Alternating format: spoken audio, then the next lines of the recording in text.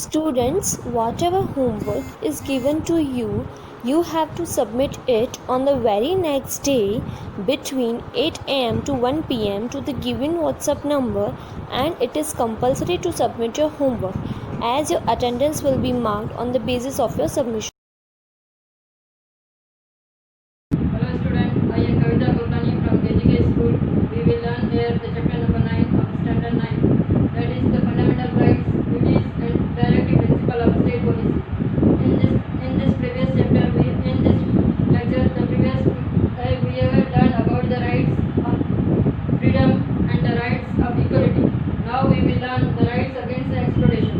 In these rights, we will learn that why these rights against exploitation is made by the government. Because these rights give the permission to everyone who are exploited in our country to make our society free. That is, everyone can live freely in our society. This fundamental right has been established. So the main aim of this right is to establish the free society. Second, the all of us have seen in the pictures that the human beings are being kidnapped. That is, their children, women, and men also are kidnapped for many times. They are kidnapped from the businessmen of homes to take the money from them. That is the treasury, slavery, to make them slaves, or to force them to labor. So this human trafficking, to ban all these activities, this rights has been established. That's our illegal trade of the children. We have seen that mostly the children are kidnapped and from the school area or from the park and women also are kidnapped for making them their rapes or for selling them outside the India. So generally we have seen the illegal trade of children and women is mostly done now. So to control all these activities, all these things, this rights of against exploitation has been made. And we have also seen that the underage children are working in the factories, in the dangerous areas, mostly in the mines, in the factories which they are not supposed to do. And the underage means the age between less than 14 years. If any children are working under the age of 14 years, they should not do work in them. That is, the Child Labor Act has been made for them. All these rights are given to support the children, women, to make the people sure that they are living in the free society. They are not supposed to be made slaves by anyone, and they are not supposed to be worked by force from any of the human beings. That is, mostly we see that the landlords or zamindars are forcing the farmers who are working in the society, in their fields, and they are also paying them less amount. So to control all these activities, to give the freedom to everyone, that is the farmers, children, women, and small workers, to lead their life to freely and enjoy their life respectively. So this rights has been established. That is, the rights against exploitation has been given by our country. When these rights are not given to anyone, then we can easily go to the court and ask against these rights, and we can make also file case on them also. Next, our point is regarding the rights to freedom of religion. This freedom of religion means in our country we are seeing that mostly we are having many types of religion. People following many types of religion. Of many communities, people are living in our country. That is why we have said that our country is a secular country. So we have fully right given by the government. That is the religion's choice. We can choose our religion at any moment, in our childhood or in our younger age or in our old age also. We can change our religion. If suppose the girl wants to get married to a Muslim boy, then she can also change his religion, and by that she can also go to the Muslim community, accept Muslim community. So they have the choice to change their religion. This right is given to promote and to propagate our religious activities.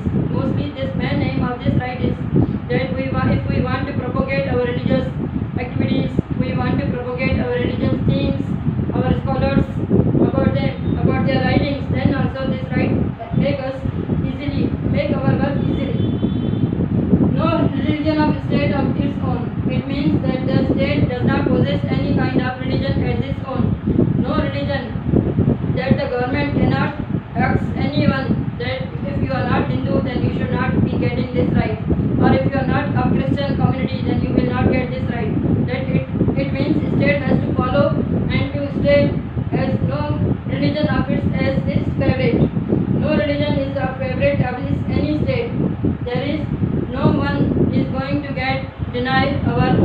rights again in the name of the religion.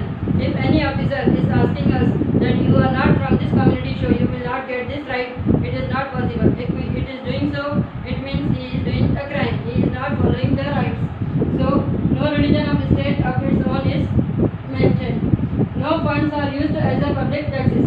It means when the people are collecting funds for celebrating their religion, for getting their income, for propagating their religion, they can use that fund as on their own. They have not to give these funds to the government. That it means they are not used to pay any type of public taxes on such a funds if they are collected.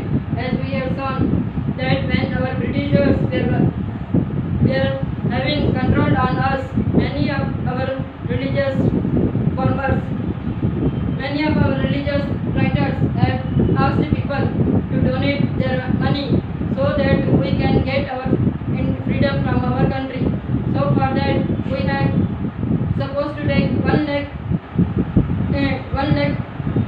we have collected as a fund, and that fund was used for making the people free from the liquor, from the prohibition, which are the untouchability process, and for that work we were using that fund.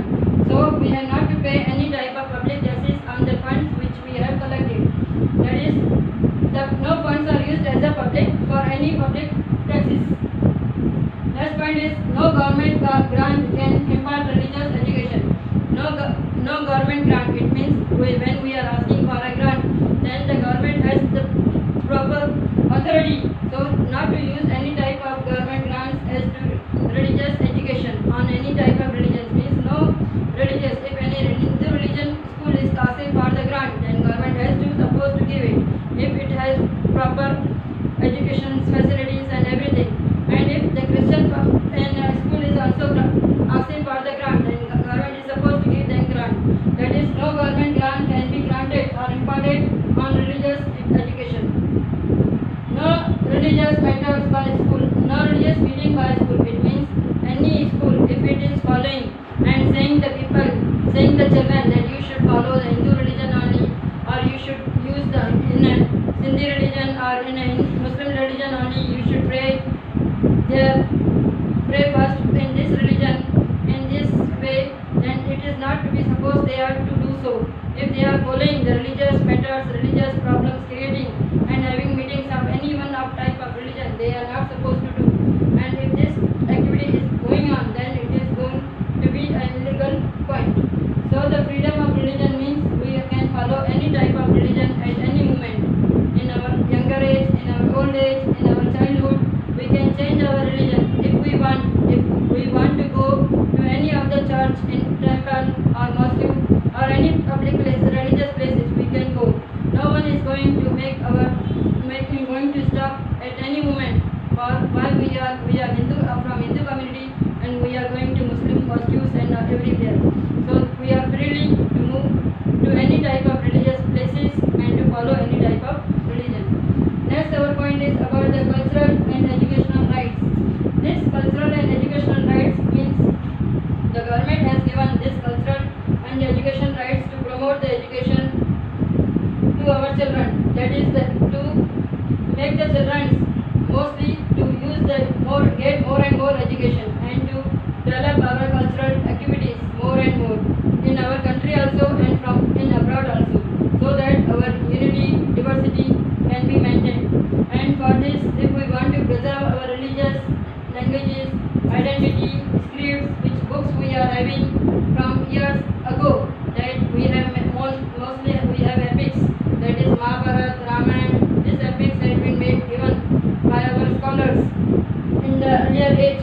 This all things we have to preserve, and in this epics we have learned about many languages, many scripts, and all these languages, scripts are the identity of our nation, that we belong to such a nation that it has follows each and every type of religion. That is, our nation is a secular country. No deny means no deny of admission on ground of religion or language. It means the government, any school cannot deny to give admission to any of the children and saying that you are not belonging to this religion. It means every school administration has to give its admission to any of the child who is belonging to any of the community, whether it is of Hindu community, whether it is a Muslim community, whether it is a Christian community. We can get our admission if we are qualified for that post, for that admission. No state discrimination is given in education grant. When the government grant is given to any of the school, then the government cannot deny and cannot discriminate our grant on the basis that we do not belong to this religion. So no state, and we are not belonging to this state also. On that basis, the government cannot discriminate us on the giving education grant. Next, our school as funds can be given to minority institution. Well, scholarship. Mostly we see that the children are belonging to minority tribes or minority grants. So many of the institutions are developed for there. Mostly we see that the scholarship is given, awards are given, prizes are given to such a children who belong to minority group.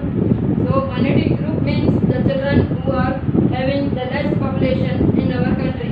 So the grant and funds are given to these people to develop their scholarship, to develop their language, to develop their education. So scholarship funds can be given to the minority people institution also.